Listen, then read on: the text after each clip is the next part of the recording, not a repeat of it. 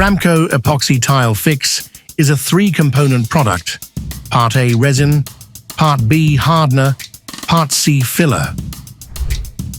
Combine Ramco Epoxy Tile Fix Part C with Part B. Using a stirrer, mix them thoroughly.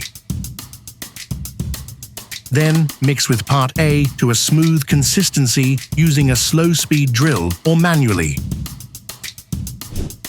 Apply adhesive on the back of the tile. Spread adhesive with a flat trowel, then create ridges with the notched side. Maintain a 3 to 12 mm thickness based on tile dimensions. Position tiles within 5 to 10 minutes. Adjust and firm the tile using a rubber mallet.